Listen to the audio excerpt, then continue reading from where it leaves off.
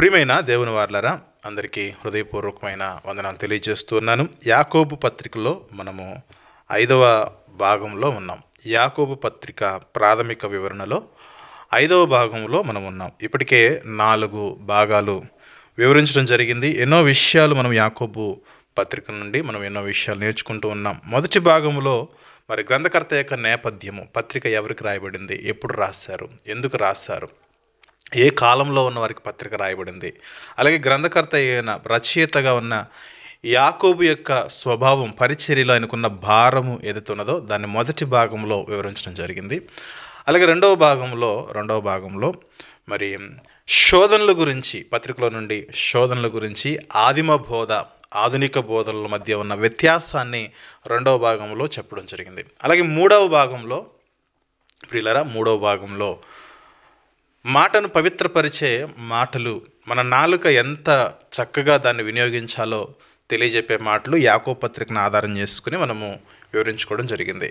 ఇక 4వ భాగంలో మనము క్రైస్తవుడు పక్షపాతముతో వ్యవహరించకూడదు, మరి ప్రతి క్రైస్తవుడు కూడా ఫేవరెటిజం కలిగి ఉండకూడదు, మరి అలాగే పార్షియాలిటీ ఉండకూడదని 4వ భాగంలో మనం విన్నాం. ఇక ఈరోజు 5వ భాగంలోనికి మనం ప్రవేశిస్తూ ఉన్నాము. చాలా జాగ్రత్తగా ఆలోచించండి. ప్రతి భాగము కూడా చాలా ప్రాముఖ్యమైనది. ఒకవేళ ఈ 5వ భాగమే కనుక మొదటిసారి మీరు ఉంటున్నట్లయితే మొదటి 4 భాగాలు true way of Jesus Christ అనే మన యూట్యూబ్ ఛానల్లో మరి అందుబాటులో ఉన్నాయి. దయచేసి అందరూ కూడా మొదటి భాగము నుండి వింటే ఆధ్యాత్మికంగా చక్కగా అభివృద్ధి చెందే అవకాశం ఉంటుంది. కాబట్టి ఈ యాకోబు పత్రిక యొక్క ప్రాథమిక వివరణను ప్రతి ఒక్కరు కూడా మరి విని ఆధ్యాత్మికంగా అభివృద్ధి చెందవలసిందిగా ప్రభు ప్రేమను బట్టి మరొకసారి సంఘమునకు తెలియజేస్తున్నాను. యాకోబు పత్రిక యొక్క ప్రాముఖ్యమైన థియాలజీ మనము గమనించినట్లయితే ప్రతి క్రైస్తవుడు కూడా వాక్యమును కలిగి ఉంటే సరిపోదు. ప్రతి క్రైస్తవుడు కూడా జ్ఞానవంతుడు అంటే సరిపోదు, కానీ ఏ జ్ఞానాన్ని అయితే కలిగి ఉన్నాడో, ఏ వాక్యమునైతే కలిగి ఉన్నాడో ఆ వాక్యానుసారముగా ఆ వాక్యాన్ని ఆచరణాత్మకమైన స్థితిలో మరి వాక్యాన్ని పాటించేవారుగా ఉండాలని యాకోబు పత్రిక యొక్క ప్రాముఖ్యమైన వివరణగా మనం గమనించాలి. అందుకే పత్రికలో ఉన్న ప్రతి పోర్షన్ మీరు గమనించండి, ప్రతి సందర్భం చూడండి. వాక్యానుసారంగా మీరు బ్రతకాలి, వాక్యానుసారంగా మీరు నడుచుకోవాలి. కేవలం వాక్యం వింటే సరిపోదు, వాక్యానుసారంగా మీరు ప్రవర్తించాలనే మాటలను మనం అధికంగా చూస్తాం. ఒకసారి మనము యాకోబు గారు రాసిన పత్రిక మొదటి అధ్యాయము 22వ వచనం చూసినట్లయితే, మీరు యేసుక్రీస్తు యొక్క రక్తంలో కడగబడిన మీరు వినువారు మాత్రమై ఉండి మిమ్మల్ని మీరు మోసపుచ్చుకొనకుండా వాక్య ప్రకారము ప్రవర్తించువారునై ఉండండి. వాక్యానుసారంగా మీరు ఎప్పుడైతే ప్రవర్తించగలరో అప్పుడు మాత్రమే మిమ్మల్ని మీరు మోసపుచ్చుకోకుండా ఉండగలరు. 25వ వచనం చూస్తే, అయితే స్వాతంత్ర్యమిచ్చే సంపూర్ణ నియమము వాక్యమైతే ఆ సంపూర్ణమైన వాక్యములో తేరి చూచి నిలకడగా ఉండువాడెవడో వాడు విని మరచువాడు కాక క్రియను చేయవాడయ్యుండి తన క్రియలో ధన్యుడగును. క్రియలో ధన్యుడవ్వాలి. క్రైస్తవుడు క్రియలో ధన్యుడు, క్రియ చేస్తేనే ధన్యుడు. కేవలము వాక్యము విని విడిచిపెట్టేస్తే ప్రయోజనం లేదు, వాక్యము విని వెళ్ళిపోతే ప్రయోజనం లేదు, వాక్యం బాగా చెప్పేస్తే ప్రయోజనం లేదు, వాక్యం బాగా బోధిస్తే ప్రయోజనం లేదు. వాక్యానుసారంగా ఎవరైతే ప్రవర్తించగలరో, వాక్యానుసారంగా ఎవరైతే క్రియను చేయగలరో, క్రియ చేస్తే ధన్యులు అన్నాడు. క్రియ చేయకపోతే వ్యర్థుడు అన్నాడు బైబిలు. యాకోబు పత్రికలో ఈ ప్రధానమైన పదాలు మనము జాగ్రత్తగా చూడగలం. క్రియ చేస్తే ధన్యుడు, క్రియ చేయకపోతే వ్యర్థుడా అన్నాడు. కాబట్టి మన జీవితంలో మనం క్రైస్తవ్యంలోకి వచ్చిన తర్వాత మన క్రియల వలన మన విశ్వాస జీవితాన్ని మనం బాగుపరుచుకుంటున్నామా, లేదా క్రియలు లేకుండా విశ్వాసం మాత్రమే ఉందని వ్యర్థులలా బ్రతికేస్తున్నామో? ఈ యాకోబు పత్రికలో నుండి ఈ 5వ భాగములో క్రియల వలన మన విశ్వాసము ఎంత ప్రయోజనకరంగా ఉంటుందో ఆలోచిస్తున్నాం. ఒకవేళ క్రియలు లేని విశ్వాసము నిష్ప్రయోజనము, క్రియలు లేని విశ్వాసము మృతమైనది అని యాకోబు గారు తన పత్రిక ద్వారా సంఘానికి, సార్వత్రిక సంఘానికి పెద్దగా ఉండి ఆయన మాట్లాడుతున్న మాటలు మనం జాగ్రత్తగా గమనించగలగాలి. కాబట్టి జాగ్రత్తగా మనము వాక్య ధ్యానంలోకి వెళ్ళిపోదాం. 25వ వచనంలో తన క్రియలో ధన్యుడవ్వాలి, క్రియ చేయువాడై ఉండి వాక్యాన్ని కేవలం వింటే సరిపోదు, విని మర్చిపోతే సరిపోదు, కానీ వాక్యాన్ని వింటే సరిపోదు, కానీ వాక్యాన్ని విని మరచువాడు కాక క్రియను చేయువాడై ఉండి తన క్రియలో ధన్యుడగును. అదే 27వ వచనం చూస్తే, తండ్రి అయిన దేవుని ఎదుట పవిత్రమును నిష్కలంకమునైన భక్తి ఏదనగా దిక్కులేని పిల్లలను విధవరాండ్రను వారి ఇబ్బందుల్లో పరామర్శించటము.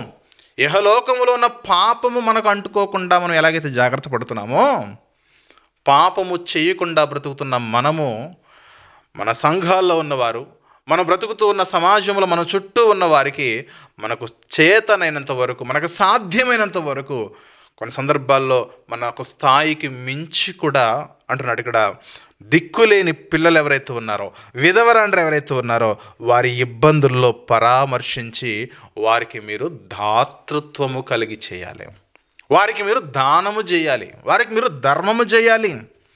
క్రియల మూలముగానే విశ్వాసము పరిపూర్ణమవుతుంది. క్రియలు లేకుండా విశ్వాసం ఉంటే, విశ్వాసము మాత్రమే ఉంటే నువ్వు మృతుడవే అని చెబుతుంది యాకోబు పత్రిక.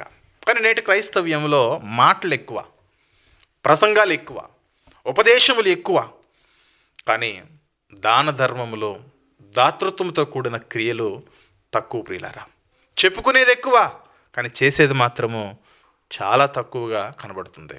మాటలు కోటలు దాటుతూ చేతలు, క్రియలు కనిపించకపోవడము ఆధ్యాత్మిక మరణానికి సూచనగా మనం భావించాలి. కాబట్టి ప్రియ దేవుని సంగమా, గమనించగలగాలి, మన ఆత్మీయ జీవితంలో ఎంత విశ్వాసము కలిగి ఉన్నామో అంత క్రియను మనం చెయ్యాలి.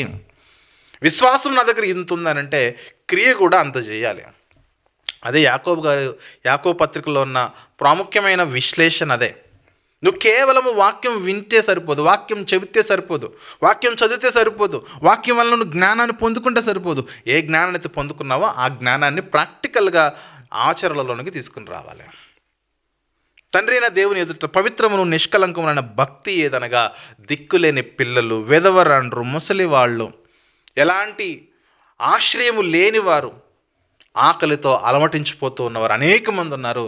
వారిని ఆదుకోవలసిన, వారికి దాన ధర్మం చేయవలసిన బాధ్యత క్రైస్తవుడిగా నీ మీద, నా మీద, మనందరి మీద దేవుడు ఉంచాడని యాకోబు గారు తన పత్రిక ద్వారా సంఘానికి నేర్పిస్తున్న పాఠం. ప్రియమైన దేవుని బిడ్డలారా, సంఘము ఏర్పడిన తర్వాత సంఘ చరిత్ర ఒక పుస్తకంలో రాశారు.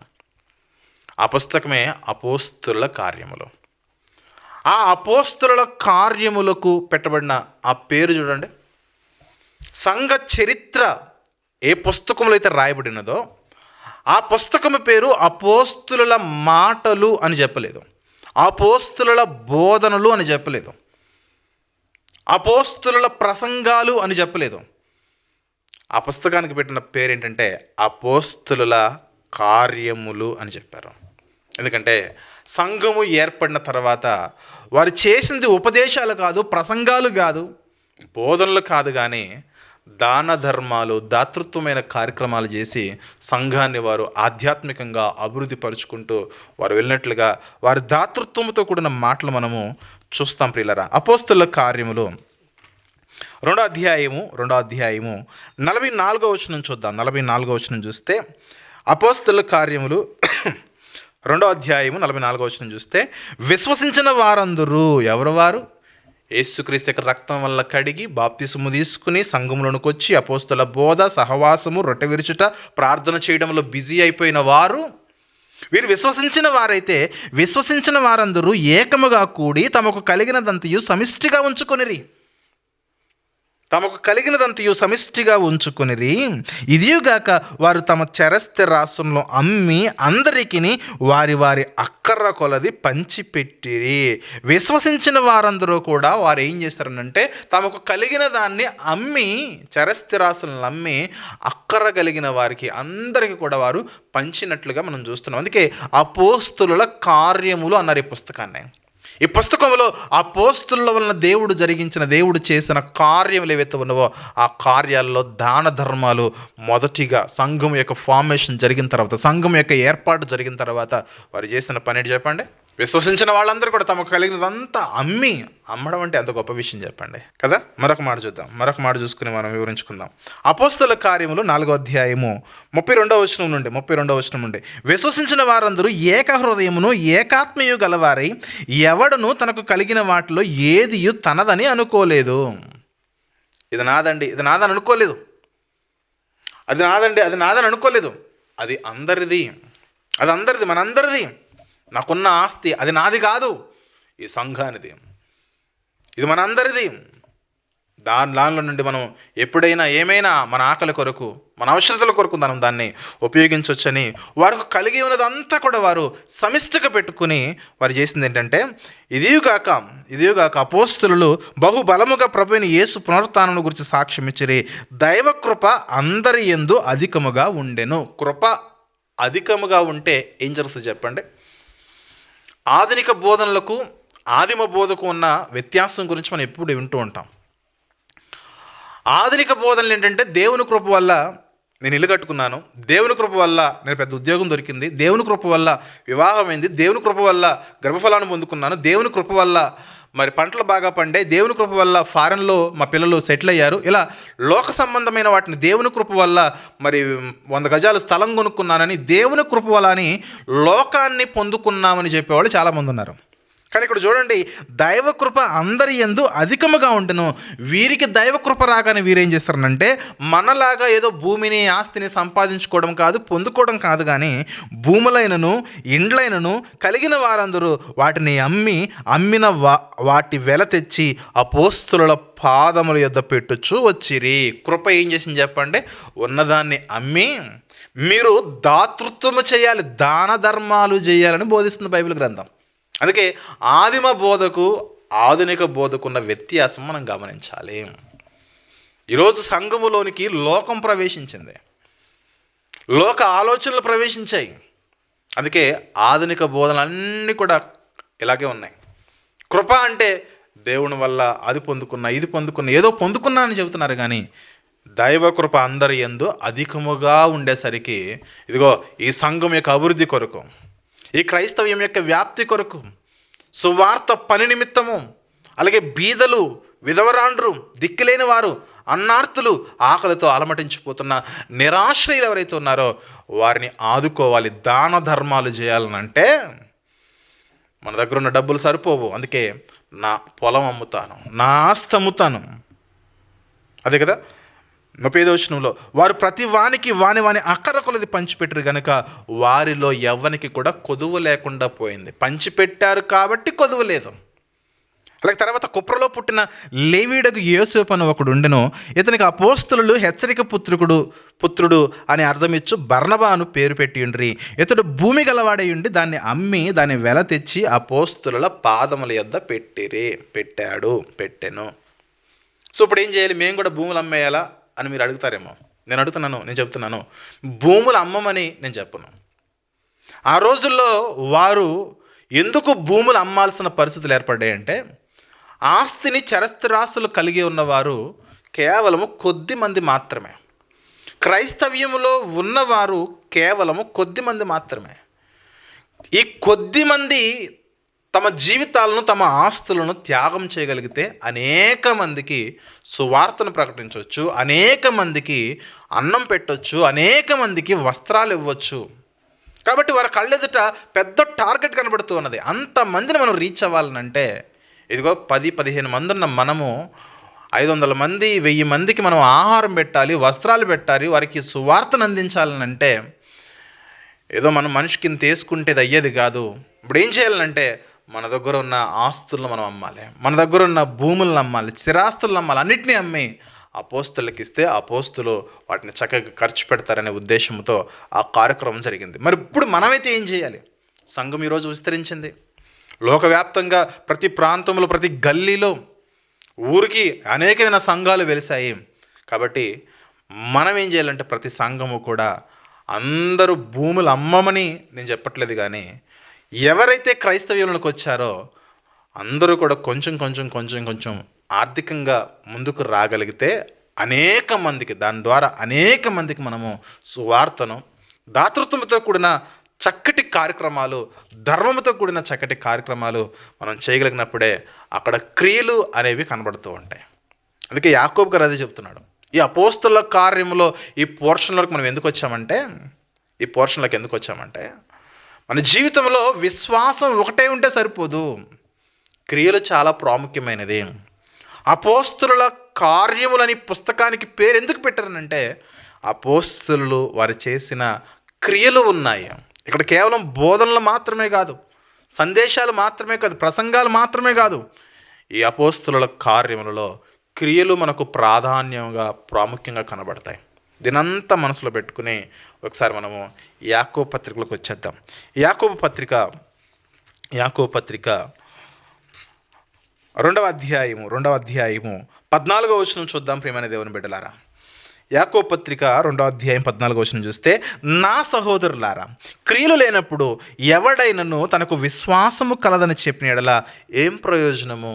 అట్టి విశ్వాసము అతనిని రక్షింపగలదా? అడుగుతున్నాడు. సంఘములకు వచ్చావు, ఎంతో కాలం అయిపోయింది, ఎన్నో రోజులైపోయినాయి, కానీ నీ జీవితంలో క్రియలే లేవు. దానం అంటే తెలియదు, ధర్మం అంటే తెలియదు. ఏదో సమాజంలో ఉన్న సామెత ఏంటంటే పిసినారి బ్రతుకు, అలాగే పెళ్ళికి కూడా భిక్షం పెట్టనట్టుగా మన ఆత్మీయ జీవితం ఉంటే కనుక, ఇదిగో నాకు కేవలం విశ్వాసం మాత్రమే ఉంది అని అంటే ఏం ప్రయోజనం చెప్పండి? క్రియలు లేనప్పుడు ఎవడైనా తనకు విశ్వాసము కలదని చెప్పిన ఎడల ఏం ప్రయోజనం చెప్పండి? చెప్పిన ఎడల, ఆ పదం గురించి చూడండి. విశ్వాసము, నేను విశ్వాసిని అని చెప్పుకుంటే ఏం ప్రయోజనము? నువ్వు ఏ మంచి క్రియ చేయట్లేదు కదా, ఒకరికి అన్నం పెట్టట్లేదు, ఒకరికి వస్త్రం ఇవ్వట్లేదు, ఒకరిని పరామర్శించట్లేదు, ఒకరి ఇబ్బందిని పట్టించుకోవట్లేదు. నీ చుట్టూ విధవరాండ్రులు ఉన్నారు, దిక్కులేని పిల్లలు ఉన్నారు, వృద్ధులు ఉన్నారు, అభాగ్యులుగా బ్రతుకుతున్న వారు ఎందరో ఉన్నారు కదా. వారు వచ్చి సాయం అడిగితే చేయడం కాదు. ఒక క్రైస్తవుడిగా నీ బాధ్యత ఏంటంటే నీవు గుర్తించగలగాలి. కానీ ఈరోజు పరిస్థితులు అడిగినా చేయలేని పరిస్థితుల్లో ఉన్నారు చూడండి. అందుకే అన్నాడు, నీకు కేవలం విశ్వాసం మాత్రమే ఉందని చెప్పిన ఎడల నీ విశ్వాసము నిన్ను రక్షింపగలదా అని అడుగుతున్నాడు యాకోబు గారు. వెరీ స్ట్రైట్ ఫార్వర్డ్లో అడుగుతున్నాడు. నాకు విశ్వాసం ఉందండి, మరి క్రియలు చేస్తున్నావా? క్రియలా అండి, క్రియలు ఏం చేస్తాము అంటే కనుక నీ విశ్వాసం నేను రక్షించలేదు. నువ్వు చేస్తున్న ప్రార్థన, నువ్వు చెబుతున్న వాక్యము, నువ్వు వింటున్న వాక్యము, నువ్వు చదువుతున్న వాక్యము, నాకు విశ్వాసం ఉందని చెప్పుకుంటున్నావే, నాకు విశ్వాసం ఉందని నువ్వు చెబుతున్న ఆ విశ్వాస జీవితంలో క్రియలే కనుక లేకపోతే నీ విశ్వాసము నిన్ను రక్షింపగలదా అని అడుగుతున్నాడు యాకోబు భక్తుడు. ఆలోచన చేయాలి. క్రియలు లేకుండా విశ్వాసం మాత్రమే ఉంటే నీ విశ్వాసం నిన్ను రక్షించగలదా? ఎందుకు నేను పదే దీన్ని స్ట్రెస్ చేసి చెప్తున్నానంటే, యాకోబు గారి మాటలకిను పౌలు భక్తుని మాటలకు కొద్దిగా వ్యత్యాసం ఉన్నట్లుగా వీరిద్దరూ కూడా మరి విరుద్ధమైన వాదనలు చేస్తున్నట్లుగా కొంతమంది అంటూ ఉంటారు. అంటే పౌలేమో మీరు రక్షణలోనికి రావాలంటే విశ్వాసం ఉంటే సరిపోతుంది, క్రియలు అవసరం లేదు అని అంటున్నాడు పౌలు. కానీ యాకోబు మాత్రము విశ్వాసం ఒకటే సరిపోదు, క్రియలు కూడా కావాలంటున్నాడు అని యాకోబు గారు చెబుతున్నట్లుగా ఈ రెండు కూడా కొంచెము విరుద్ధముగా, వ్యతిరేకముగా, పౌలు మాటలు యాకోబు మాటలు వ్యతిరేకంగా ఉన్నాయి. కాబట్టి ఒకవేళ యాకోబుది నిజమైతే పౌలు మాటలు రాంగ్ అని చెప్పేవాళ్ళు ఉన్నారు. ఒకవేళ పౌలు మాటలు నిజమైతే యాకోబు మాటలు రాంగ్ అని చెప్పేవాళ్ళు కూడా క్రైస్తవ ప్రపంచంలో ఎంతోమంది బయలుదేరిపోయారు. క్రైస్తవ్యంలో మాత్రమే కాదు, క్రైస్తవేతరులు కూడా బైబిల్ని చదువుతూ పౌలు పత్రికలు కూడా అవి ఫాల్స్ లెటర్స్గా మరి డిక్లేర్ చేసే వాళ్ళని కూడా మనం సమాజంలో చూడొచ్చు. ఏమంటారనంటే ఇప్పుడు యాకోబు గారు ఏమంటున్నారు, క్రియలు లేనప్పుడు ఎవడైనా తనకు విశ్వాసము కలదని చెప్పిన యెడల ఏం ప్రయోజనము? అట్టి విశ్వాసము అతన్ని రక్షింపగలదా? ఒకసారి మీరు 17వ వచనం కూడా చదివితే 17వ వచనం చదివితే, అలాగే విశ్వాసము క్రియలు లేనిదైతే అది ఒంటిగా ఉండి మృతమగును దగును. 20వ వచనంలో, వ్యర్థుడా, క్రియలు లేని విశ్వాసము నిష్ఫలమైనదని తెలుసుకొనగోరుచున్నావా? అంటే విశ్వాసం ఉంటే విశ్వాసంతో పాటు క్రియలు కూడా ఉండాలని చెబుతున్నాడు యాకోబు గారు. ఒకసారి పౌలు భక్తుడు ఏమంటున్నాడు చూద్దాం. ఒకసారి ఎఫెసీలకు రాసిన ఎఫెసీ పత్రిక మనము రెండవ అధ్యాయములో ఒక మాట చూద్దాం. 2వ అధ్యాయం 8వ వచనం చూద్దాం. ఎఫెసీ పత్రిక 2వ అధ్యాయం 8వ వచనం చూస్తే, మీరు విశ్వాసము ద్వారా కృపచేతనే రక్షింపబడి ఉన్నారు. మీరు రక్షణ పొందడానికి కారణం ఏంటంటే విశ్వాసము. అంతేగాని ఇది మీ వలన కలిగినది కాదు, అంటే ఇది మీ క్రియల వలన కలిగినది కాదు, దేవుని వరమే, అది క్రియల వలన కలిగినది కాదు గనుక ఎవడనూ అతిశయపడ వీలు లేదు. క్రియల వలన కాదు మీకు రక్షణ కలిగింది. పౌలు గారు అంటున్న మాట ఏంటంటే, మీకు రక్షణ కలిగింది క్రియల వలన కాదు. మరి దేని వలన? విశ్వాసము వలన. మరి యాకోబు గారు ఏమంటున్నారు? ఎవడైనాను నాకు విశ్వాసం ఉంది అని చెప్పుకుంటే సరిపోదు, క్రియలు ఖచ్చితంగా కావాలి. క్రియలు లేని విశ్వాసము మృతము. అదేంటి? రెండు విరుద్ధముగా మనం చదువుతున్నా కూడా అది అర్థమవుతుంది. కానీ మనం దీన్ని ఎలా అర్థం చేసుకోవాలి? ఒక క్రైస్తవుడిగా ఆ సందర్భం ఏంటి? ఆ కాంటెక్స్ట్ ఏంటి? ఏ పత్రిక ఎవరికి రాయబడుతుంది? అక్కడ మాట్లాడుతున్న వ్యక్తి ఎవరు? ఎలాంటి ఆడియన్స్ని దృష్టిలో పెట్టుకుని మాట్లాడుతున్నారు? ఇవన్నీ కూడా మనకు చక్కటి అవగాహన కలిగి ఉండాలి. బైబిల్ మనం చదువుతున్నప్పుడు, బైబిల్ మనం చదువుతున్నప్పుడు, బైబిల్ మనం విశ్లేషణ చేస్తున్నప్పుడు, ప్రసంగం చేస్తున్నప్పుడు ఈ యొక్క అవగాహన, సంపూర్ణమైన అవగాహన మనం కలిగి ఉండాలి. ఇప్పుడు పౌలు భక్తుడు పత్రిక ఎవరికి రాశారు? అన్యజనులుగా ఉండి రక్షణలోనికి వచ్చిన వారికి పౌలు భక్తుడు పత్రిక రాశాడు. మరి యాకోబు గారు పత్రిక ఎవరికి రాశారు? యూదులలో నుండి, ఇశ్రాయేలులో నుండి క్రైస్తవ్యంలోనికి వచ్చిన వారికి పత్రిక రాశాడు. 12 గోత్రాల్లో చెదిరిపోయిన వారికి పత్రిక రాశాడు. బాగా గమనించండి. యూదులలో నుండి క్రైస్తవ్యంలోనికి వచ్చిన వారికి యాకోబు గారు పత్రిక రాశారు. మరి పౌలు గారు అన్యజనుల్లో నుండి రక్షణలోనికి వచ్చిన వారికి పత్రిక రాయబడింది. ఇప్పుడు అన్యజనుల్లో నుంచి రక్షణలోకి ఎవరైతే వచ్చారో వారిలో అన్యజనుల యొక్క మూలాలు ఉన్నాయి.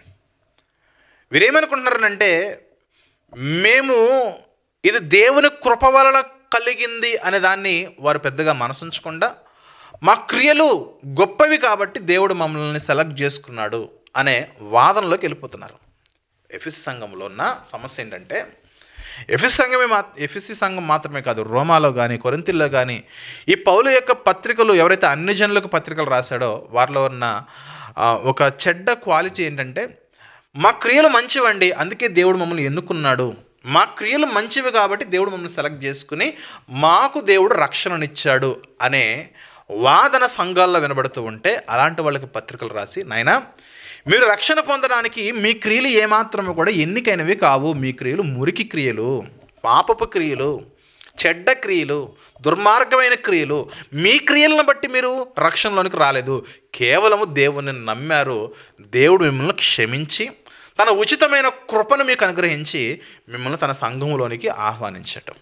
అంటే ఈరోజు మీకు వచ్చిన రక్షణ ఎదుగుతున్నదో అది మీ క్రియలను బట్టి వచ్చింది కాదు. ఈరోజు మీకు వచ్చిన రక్షణ మీ విశ్వాసమును బట్టి వచ్చింది. మీరు విశ్వాసం ఉంచగానే దేవుడు తన కృపను అనుగ్రహించటం. సో ఎప్పుడైతే మీరు రక్షణలోనికి వచ్చారో, విశ్వాసంలోకి వచ్చారో, మీరు ఏం చేయాలంటే 10వ వచనంలో మరియు వాటి యందు మనము నడుచుకొనవలనని, వేటి యందు నడుచుకోవాలని దేవుడు ముందుగా సిద్ధపరిచిన సత్క్రియలు చేయుటకై మనం క్రీస్తు యేసునందు సృష్టింపబడిన వారమై ఆయన చేసిన పని అయి ఉన్నాము.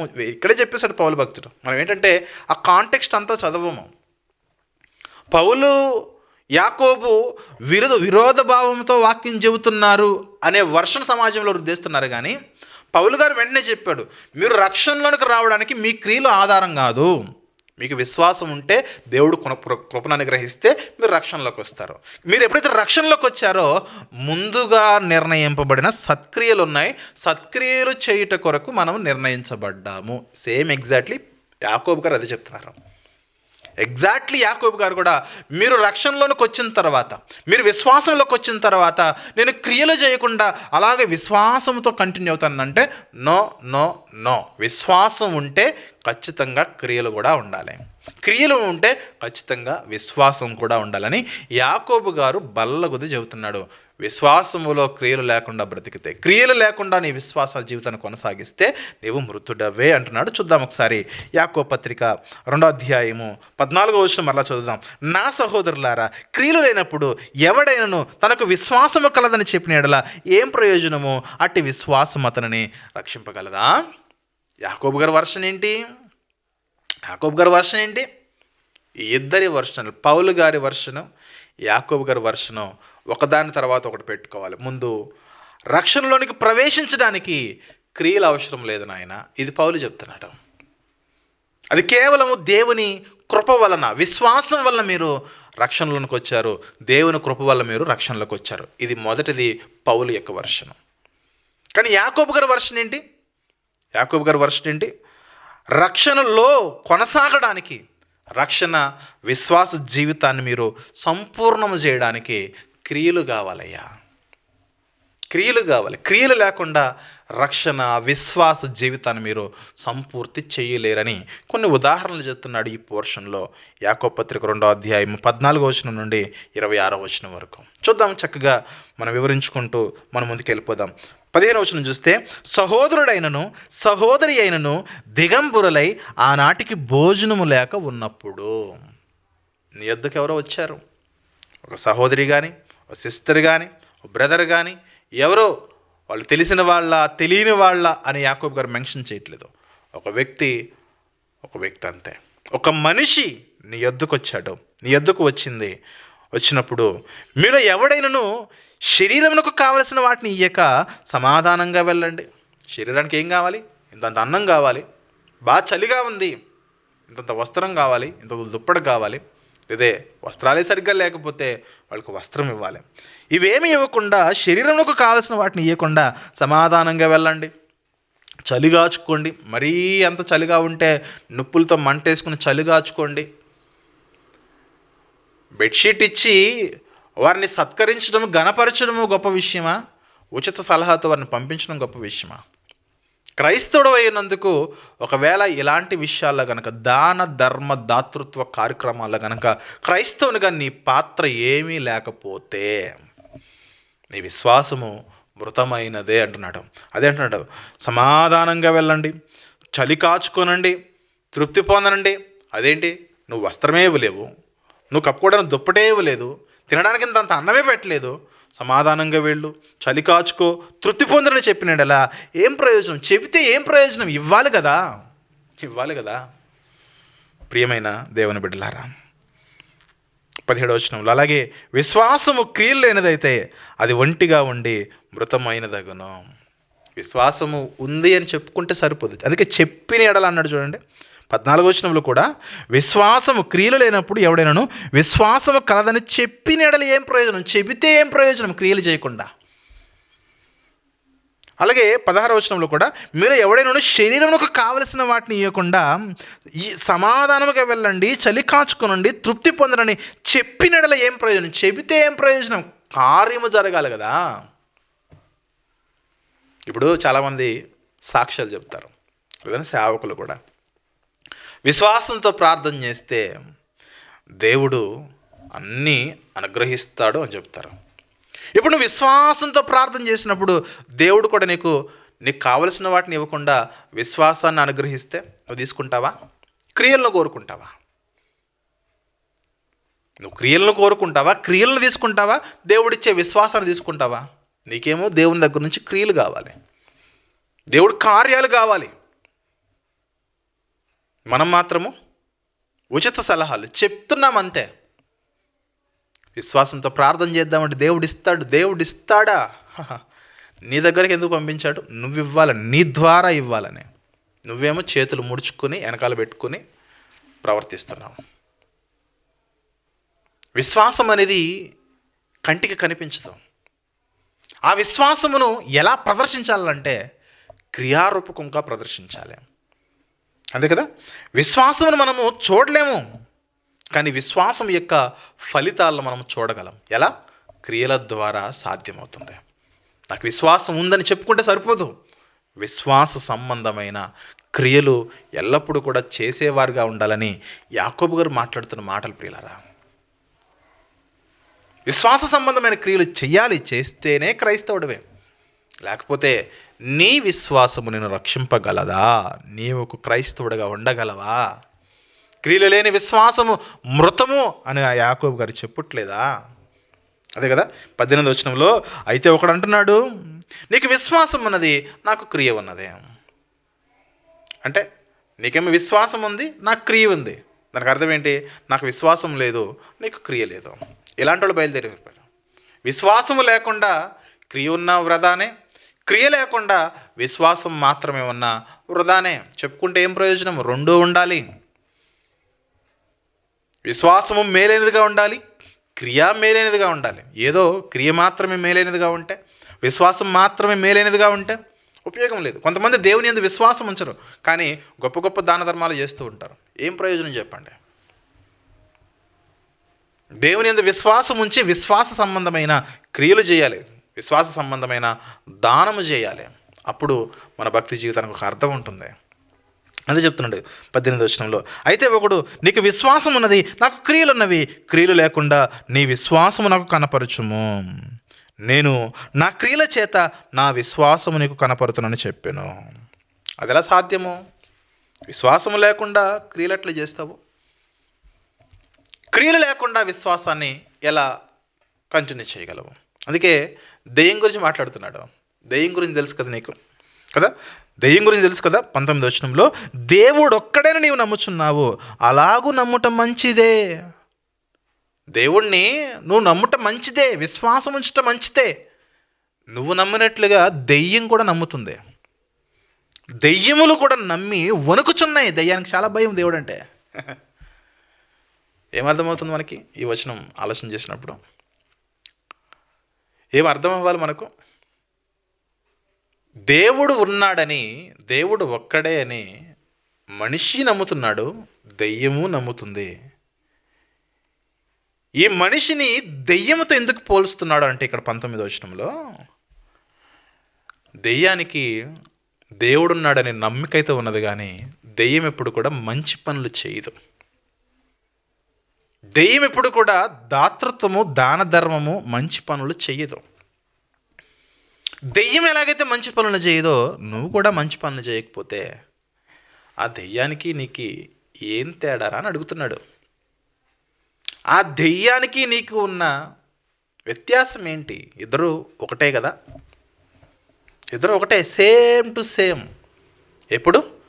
నాకు విశ్వాసం ఉంది, సత్క్రియలు నేను చెయ్యను అన్నప్పుడు.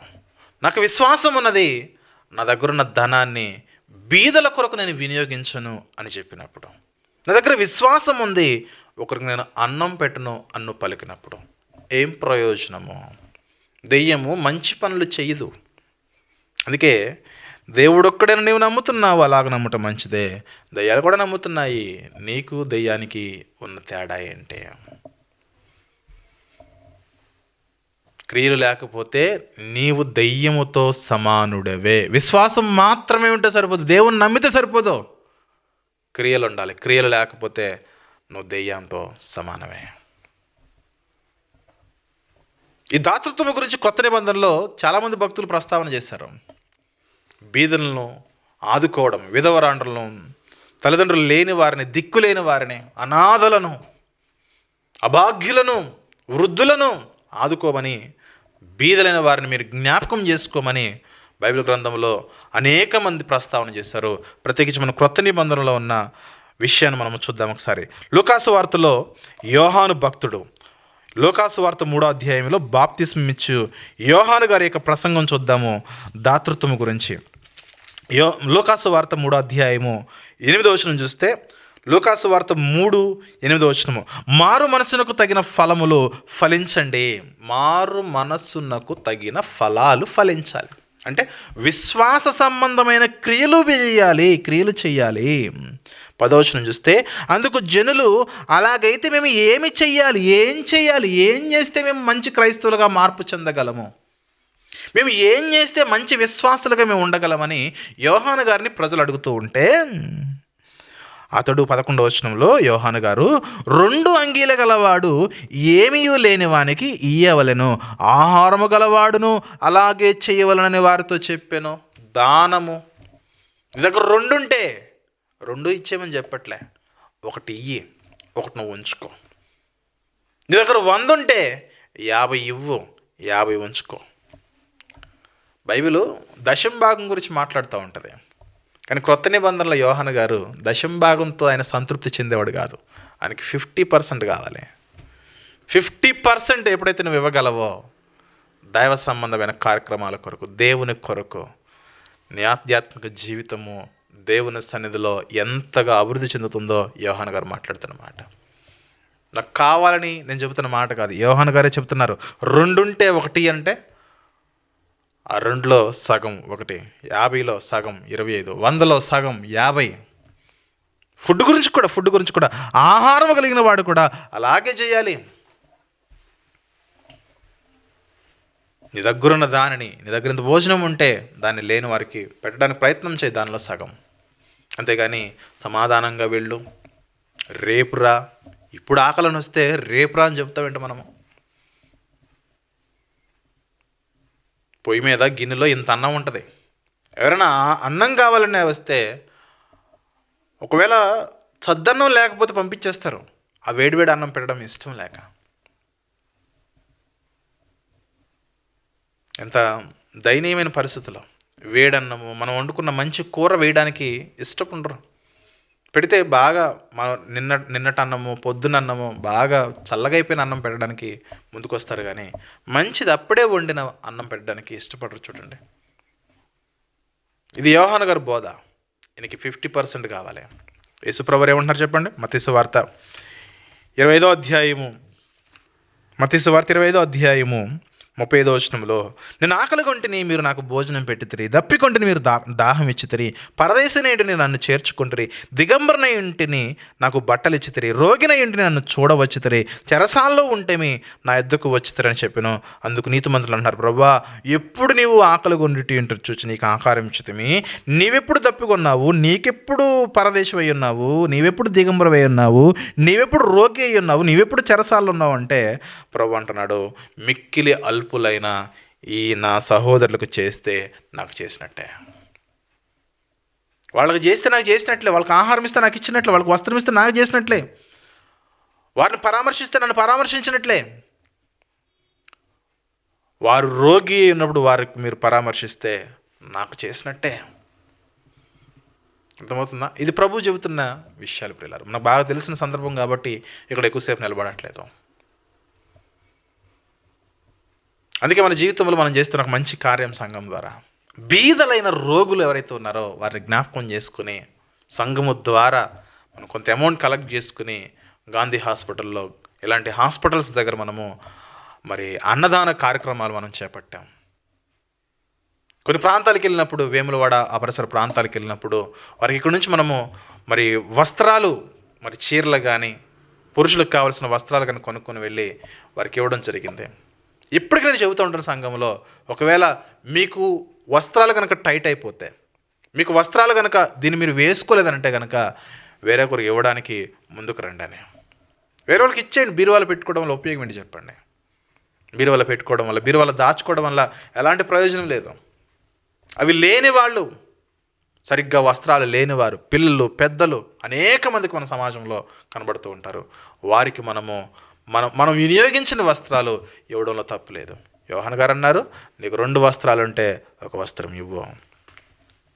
సంఘము ద్వారా ఎందుకు ఈ కార్యక్రమాలు? మనది బీద సంఘమైన, మనం ఉన్న కుటుంబాలందరూ కూడా మరి అత్యంత నిరుపేద స్థితిలో ఉన్నప్పటికీ కూడా ఇలాంటి కార్యక్రమాలు ఎందుకు చేస్తున్నామంటే మనకు విశ్వాసం ఉంది. విశ్వాసం ఉందని చెప్పుకోవడం కాదు, విశ్వాస సంబంధమైన క్రియలు చేయాలి.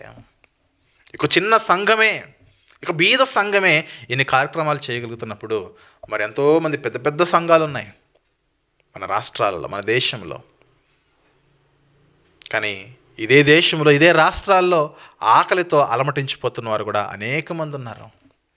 ఇప్పుడు క్రిస్మస్ రాబోతుంది కదా, క్రిస్మస్ రాబోతుంది.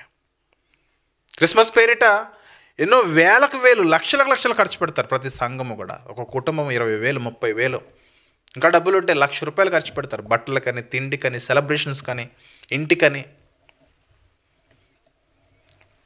మనమే ఖర్చు పెట్టేసుకుంటే ఉపయోగం ఏముంది? దీనులను జ్ఞాపకం చేసుకోవా? బీదలను జ్ఞాపకం చేసుకోవా? విధవరాండ్రను జ్ఞాపకం చేసుకోవా? ప్రభు చెప్పినది నువ్వు చేయలేనప్పుడు నువ్వు ఎంత ఖర్చు పెట్టి, ఎంత ఆడంబరాలతో నువ్వు క్రిస్మస్ సెలబ్రేషన్ చేయడం వల్ల ఏం ప్రయోజనం చెప్పావు? క్రిస్మస్ అంటే నువ్వు చేస్తున్న కార్యం వల్ల ప్రభువు మహిమపరచబడాలి. క్రిస్మస్ అంటే నువ్వు చేస్తున్న దాతృత్వం వల్ల ప్రభువు ఘనత వస్తుంది, అది ఆరాధన. క్రిస్మస్ అంటే క్రిస్మస్ క్రీస్తు పేరు చెప్పుకుని నువ్వు తినడం, నువ్వు ధరించుకోవడం, నువ్వు అలంకరించుకోవడం కాదు. క్రీస్తుకు మహిమ కలిగేలా, క్రీస్తును ఆరాధించేలా గొప్ప గొప్ప దాన ధర్మాల్లో సంఘం ఉండాలి. అది క్రిస్మస్ అంటే. దాన్ని యాకోబు గారు చెప్తున్నారు. బీదలను జ్ఞాపకం చేసుకోండి అయ్యా. సంఘాల్లో కనబడట్లేదా? విధవరాండ్రు లేరా? దిక్కులేని వారు లేరా? అభాగ్యులు లేరా? ఆకలితో అలమటించిపోతున్న వారు లేరా? సమాజంలో మీకు కనబడట్లేదా ఇలాంటి వారు? ఉన్నారు కదా. అలాంటి వారికి మీరు ఆహారం పెట్టకుండా, వస్త్రం ఇవ్వకుండా, చలి కాచుకోండి, దుప్పటి ఇవ్వకుండా చలి కాచుకోమంటే ఎక్కడా? నీ విశ్వాసానికిను నీ క్రియలకు ఏమాత్రమైన సంబంధం ఉందా? పొంతం లేని ప్రవర్తన కదా. అందుకే వాక్యమును వింటున్నవాడవైతే, వాక్యములో నువ్వు ఉన్నవాడవైతే, వాక్యములో నువ్వు ఎదుగుతున్నవాడవైతే నీకు విశ్వాసం మాత్రమే ఉంటే సరిపోదు, విశ్వాసముతో క్రియలు కావాలి. క్రియలు లేని విశ్వాసము మృతము అని చెబుతున్నాడు యాకోబు గారు. తర్వాత మరొక సందర్భం చూద్దాం. గలతీ పత్రికలో పెద్దలైన వారు పౌలు బర్నబాలకు ఒక చక్కటి పని అప్పగించారు. అదేంటో చూద్దాం ఒకసారి. గలతీ పత్రిక 2వ అధ్యాయము 8వ వచనం నుండి 10వ వచనంలో ఉన్న ఒక చక్కటి సందర్భాన్ని మనం గమనిద్దాం. గలతీలకు రాసిన పత్రిక 2వ అధ్యాయము 8వ వచనం చూస్తే, అనగా సున్నతి పొందిన వారికి అపోస్తులుడవుటకు పేతురుకు సామర్థ్యము కలగజేసిన వాడే అన్ని జనులకు అపోస్తులుడవుటకు నాకును సామర్థ్యము కలగజేసినని వారు గ్రహించినప్పుడు స్తంభముగా ఎంచబడిన యాకోబు, కేఫా అంటే పేతురు, యోహానను వారు నాకు అనుగ్రహింపబడిన కృపను కనుగొని. ఎవరు వాళ్ళు? యాకోబు గారు. ఏ యాకోబు గారు? యాకోబు పత్రిక రాసిన యాకోబు గారు, సంఘ పెద్ద అధ్యక్షుడిగా ఉన్న యాకోబు గారు, కేఫా, యోహాను అనువారు నాకు అనుగ్రహింపబడిన కృపను కనుగొని మేము అంటే బర్నబా అలాగే పౌలను మేము అన్ని జనులకు తాము సున్నతి పొందిన వారికి అపోస్తులుగా ఉండవాలని చెప్పి తమతో పాలివార మనుటకు సూచనగా నాకును బర్నబాకును కుడి చేతిని ఇచ్చిరి. మేము బీదలను జ్ఞాపకము చేసుకున్న వలన మాత్రమే వారు కోరారు. పౌలు, బర్నబా మీరేం చేయాలంటే బీదలను జ్ఞాపకం చేసుకోవాలి. ఎవరు చెప్పారు పౌలు బర్నబాలకు? యాకోబు గారు, పేతురు గారు, యోహాను గారు, ఈ ముగ్గురు కలిసి ఏం చెప్పారనంటే, పౌలా, బర్నబా మీరు ఏ ప్రాంతానికి వెళ్తున్నా సరే, ఏ ప్రాంతంలో ఉన్నా సరే దయచేసి బీదలను జ్ఞాపకం చేసుకోనండి. బీదల కొరకు ప్రత్యేకమైన ధనమును మీరు పోగు చేయాలి. ఈ పరిచర్య కొరకు, బీదల కొరకు మీరు ధనమును పోగు చేయాలి. అందుకే పౌలు ఎక్కడికి వెళ్ళినా సరే బీదల నిమిత్తము ధనాన్ని పోగు చేసే ఆ పరిచర్యలో ఉండేవాడు. ఆ డబ్బును తను తినడానికి కాదు, తను ఉపయోగించుకోవడానికి కాదు, బీదల నిమిత్తము వారు నియమింపబడ్డారు పౌలు, బర్నబాలు. ప్రియమైన దేవుని బిడ్డలారా, గమనించగలగాలి.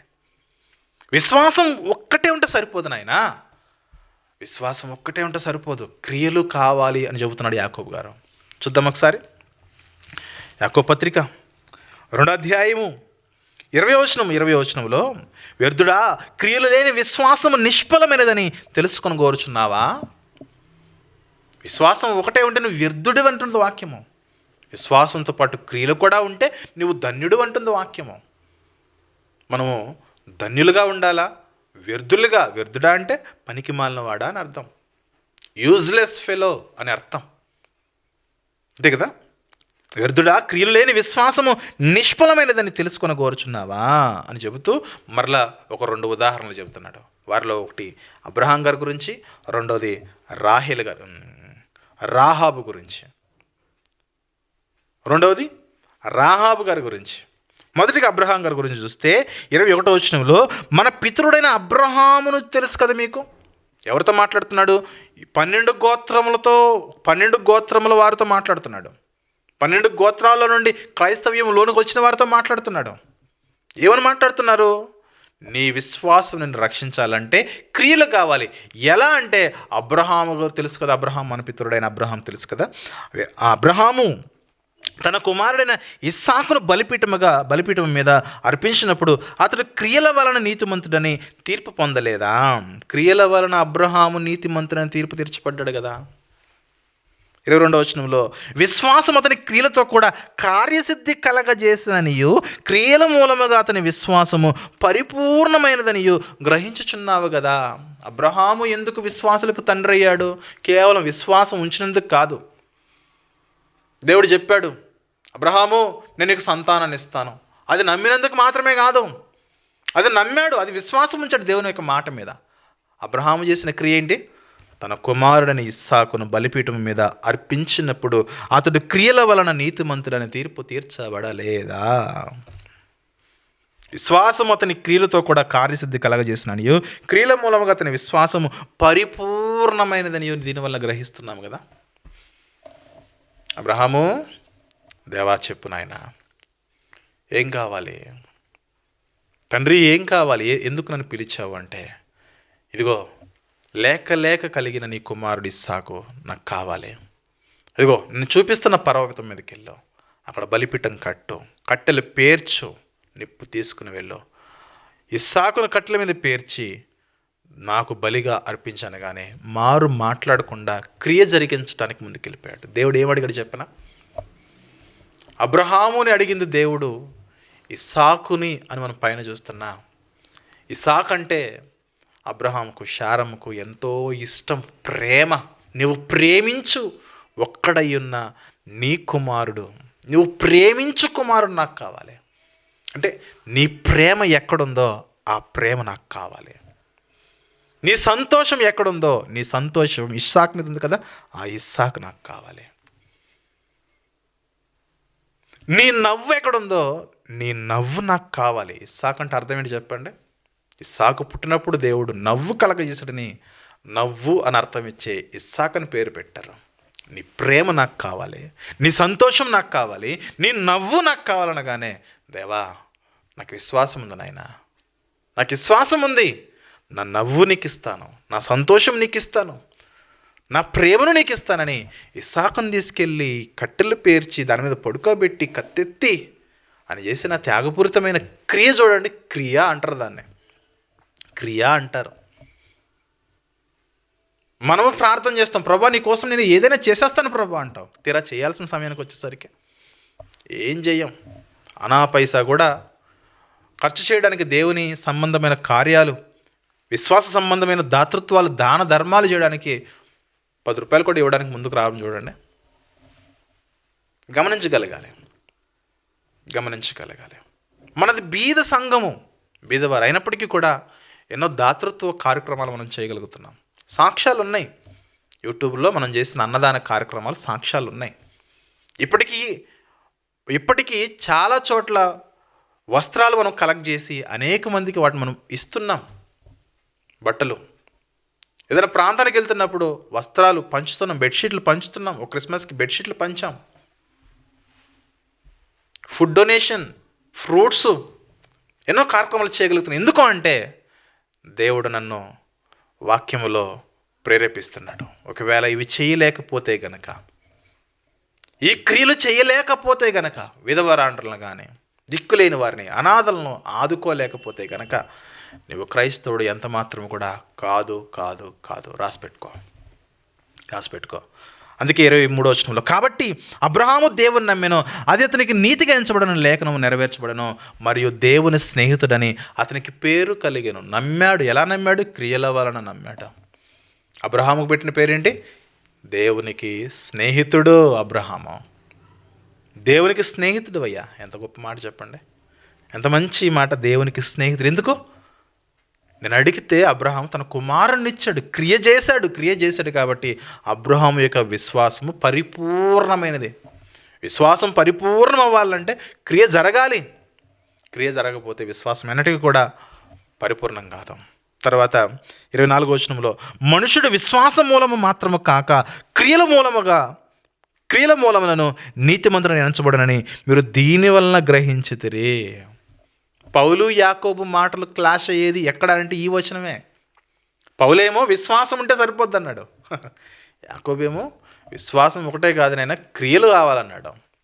పౌలేమన్నాడు, మీ క్రియల వల్ల కలిగింది కాదు ఇది, దీనివల్ల దేవుని కృప వలన కలిగింది.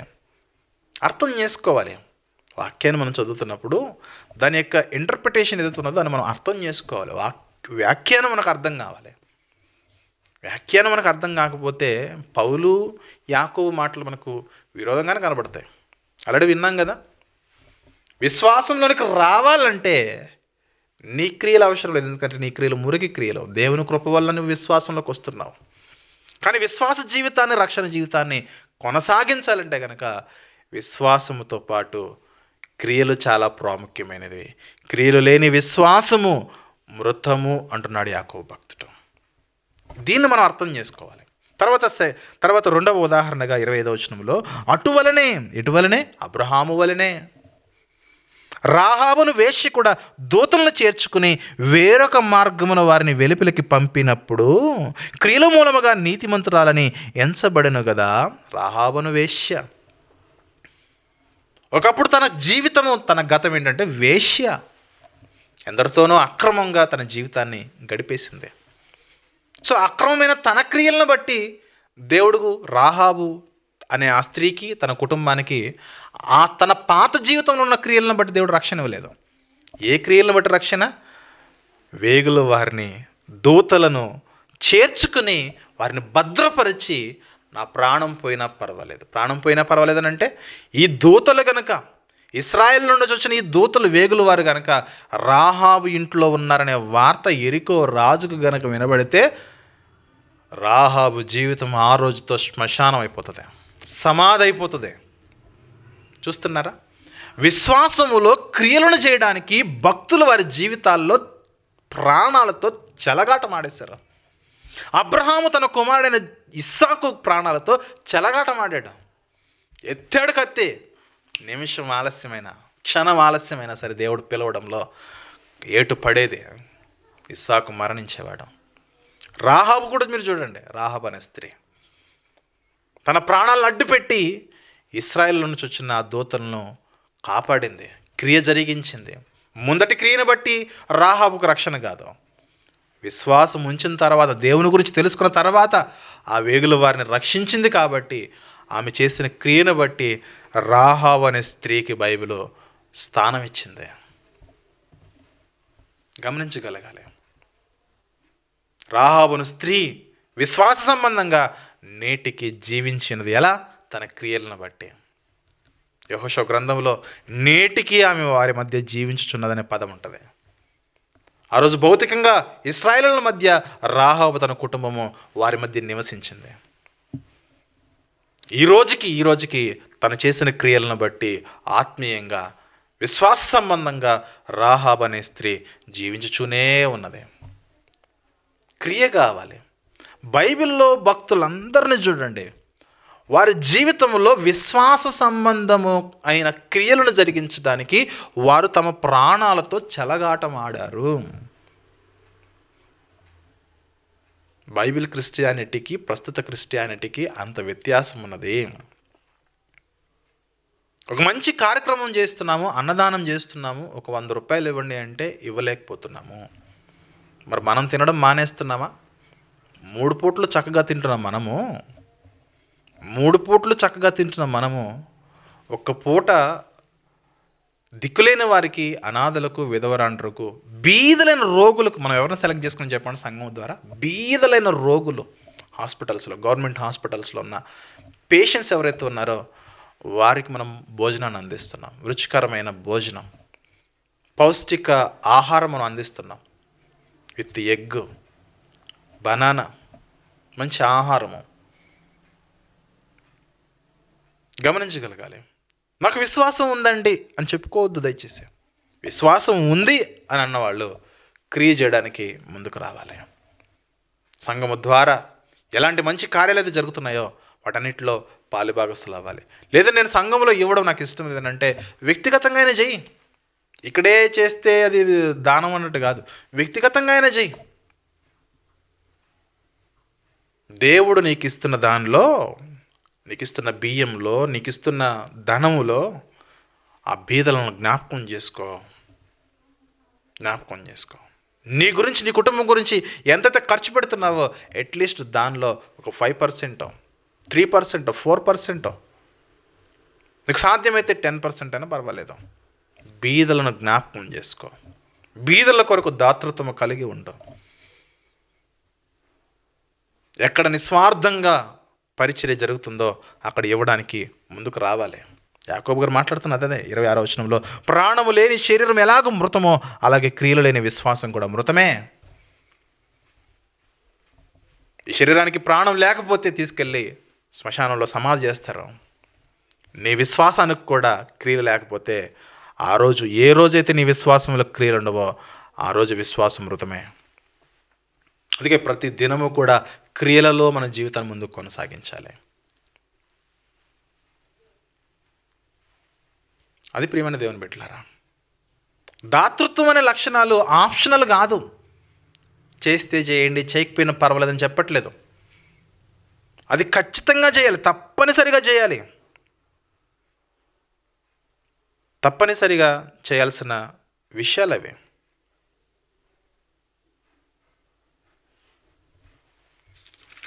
చూద్దామా? యాకోబు పత్రిక 4వ అధ్యాయం 17వ వచనంలో, యాకోబు పత్రిక 4వ అధ్యాయం 17వ వచనంలో, కాబట్టి మేలైనది చెయ్యనెరిగియు అలాగూ చేయని వారికి పాపము కలుగును. మేలేంటి? మంచి కార్యాలు చేయాలి. ఆ కార్యాలు చేయాలని తెలుసు కూడా నువ్వు చేయకపోతే పాపం కలుగుతుంది. జాగ్రత్త. యోహాను గారు చెప్పిన మరొక మాట చూద్దాం ఒకసారి. యోహాను గారు రాసిన మొదటి పత్రిక 3వ అధ్యాయం 17వ వచనం చూస్తే, యోహాను గారు రాసిన మొదటి పత్రిక 3వ అధ్యాయం 17వ వచనంలో, ఈ లోకపు జీవనోపాధి గలవాడవై ఉండి తన సహోదరునికి లేమి కలుగట చూచియు అతని ఎడల ఎంత మాత్రం కూడా కనికరము చూపని వాని యందు దేవుని ప్రేమ ఎలాగూ నిలుచును. నేను దేవుని ప్రేమిస్తున్నానండి అంటే ఎలా సరిపోతుంది? దేవుని నాకు విశ్వాసం ఉందంటే ఎలా సరిపోతుంది? ఈ లోకంలో చిన్నదో పెద్దదో ఏదో ఒక ఉద్యోగం కలిగి ఉన్నావు. ఉద్యోగం కలిగి ఉన్నప్పుడు ఏదో చిన్న పని చేస్తూ సంపాదిస్తున్నావు కదా. జీవనోపాధి గలవాడవి ఉండి తన సహోదరునికి లేమి కలిగట చూచియు అతని ఎడల ఎంత మాత్రం కూడా కనికరము చూపకపోతే దేవుని ప్రేమ ఎలాగూ నిలుచును. చిన్నపిల్లలారా, మాటతోనూ నాలుకతోనూ కాక క్రియతో సత్యముతో ప్రేమింతుము. నోటి మాటతో కాదు, సమాధానంగా పో, తృప్తిపడు, చలి కాచుకొని ఉచిత సలహాలు ఇవ్వకు. ఆ చలి ఎలా తగ్గుతుంది అనడానికి ఒక దుప్పటి, వస్త్రము, ఆ ఆకలి తీరడానికి ఇంత ఆహారము, అది కదా భక్తి. అది భక్తి. కాబట్టి దాతృత్వం అనే ఈ లక్షణము ఆప్షనల్ కాదు, తప్పనిసరిగా పెట్టాడు దేవుడు. అది చేస్తేనే క్రిస్టియన్గా నువ్వు అర్హత. దాన ధర్మాలు నువ్వు ఎప్పుడైతే చేయగలవో, లేని వారికి ఇవ్వగలిగే మనస్సు, ఆ చెయ్యి నీకు ఎప్పుడైతే వస్తుందో అప్పుడు మాత్రమే నువ్వు క్రైస్తవుడిగా ఎంచబడతావు. లేకపోతే వ్యర్థుడా, క్రియలు లేని విశ్వాసము మృతమని తెలుసుకొని కోరుచున్నావా? ప్రాణం లేని శరీరం ఎలాగో క్రియలు లేని విశ్వాసము కూడా అలాగే మృతమే. కాబట్టి క్రియలు లేకుండా విశ్వాసము కలిగి ఉందని చెప్పినాడలా నీ విశ్వాసం నిన్ను రక్షింపగలదా? క్రియలు లేని విశ్వాసము నిష్ప్రయోజనమైనది, నిష్ఫలమైనది, మృతమైనది. అందుకే విశ్వాసం ఉందని చెబుతున్న ప్రతి ఒక్కరు కూడా క్రియ చేయడానికి ముందుకు రావాల్సిందే. ఇందులో ఎలాంటి మొహమాటం లేదు. ఈరోజు మదర్ తెరీసా గురించి మీకు తెలుసు. మదర్ తెరీసా చేసిన సువార్త తక్కువ, ఆమె చేసిన క్రియలు ఎక్కువ. గ్రహం స్టైన్స్ మిషనరీస్ వారు చేసిన సువార్త తక్కువ, క్రియలు ఎక్కువ, దాతృత్వం ఎక్కువ. మదర్ తెరీసాను చూడండి. ఈ సమాజం చేత వెలివేయబడిన వారు, కుష్ఠరోగులు, బలహీనులు, రోగులు, గ్రామానికి దూరంగా బ్రతుకుతున్న వారి దగ్గరికి వెళ్ళి వారి గాయాలను కడిగి తుడిచి వారికి మందు రాసి వారు వాంతులు చేసుకుంటుంటే తన చేతులు పెడితే ఎంత సేవ చేసింది చూడండి. అది విశ్వాసము కలిగి ఉన్న వారి యొక్క లక్షణం. అదే దాతృత్వంలో ముందుకెళ్తారు, సేవ చేయడంలో ముందుకుంటారు, క్రియలు చేస్తారు. గ్రహం స్టెయిన్స్ ఎంతోమందికి చదువు, విద్య లేని వారికి విద్య నేర్పించడం, ఎన్నో దాతృత్వ కార్యక్రమాలు చేశారు. ప్రియమైన దేవుని బిడ్డలారా, గమనించగలరు మన జీవితంలో నాకు విశ్వాసం ఉంది అని చెప్పుకుంటే సరిపోదు. విశ్వాసంతో పాటు క్రియలు కూడా అధికం కావాలి. మిషనరీస్ గమనించండి బాగా. వాళ్ళు చేసిన సువార్త, నోటితో చెప్పిన సువార్త, మాట, నాలుకతో చెప్పింది తక్కువ. వారు చేసిన క్రియల వలనే భారతదేశంలో వారు క్రైస్తవ్యాన్ని విస్తరించగలిగారు. వారి కార్యాలు సజీవంగా నేటికి వారి యొక్క క్రియల యొక్క ఫలాలు ఈరోజుకి క్రైస్తవ ప్రపంచం అలాగే భారతదేశం ఈరోజుకి కూడా అనుభవిస్తూ ఉన్నది. విశ్వాసము కంటికి కనిపించదు నాయనా, కానీ విశ్వాసం యొక్క ఫలితము కనిపించాలంటే క్రియల వలనే సాధ్యము. కాబట్టి పౌలు వర్షను విశ్వాసంలోనికి రావాలి అంటే నీ క్రియలు అవసరం లేదు. ఎందుకంటే విశ్వాసంలో రాకముందు ఉన్న క్రియలు మురికి క్రియలు. కానీ విశ్వాసంలోకి వచ్చిన తర్వాత, విశ్వాసం దేవుని కృప వలన కలుగుతుంది. విశ్వాసంలోకి వచ్చిన తర్వాత ముందుగా నిర్ణయింపబడిన సత్క్రియలు చేయమన్నాడు పౌలు. యాకోబు గారు అదే చెప్తున్నాడు కదా, విశ్వాసం ఉంటే సరిపోదు నాయనా, నువ్వు రక్షింపబడాలంటే విశ్వాస సంబంధమైన క్రియలు చేయాలి. విశ్వాసము ఒకటే ఉంటే సరిపోదు, విశ్వాసంతో పాటు క్రియలు కూడా ఉండాలి. కాబట్టి జాగ్రత్తగా బైబిల్ని అర్థం చేసుకుందాం. యాకోబు పత్రిక ద్వారా మరొక సందేశాన్ని వినగలిగాం. దేవుడిచ్చిన చక్కటి అవకాశము సమయాన్ని బట్టి ఆయన స్తుతిస్తూ నా మాటలు ముగిస్తున్నాను. ప్రభు చిత్తములో వచ్చే వారము 6వ భాగంతో మళ్ళీ కలుసుకుని ప్రభునందు ఆనందిద్దాం. థ్యాంక్ యూ వెరీ మచ్ అండి.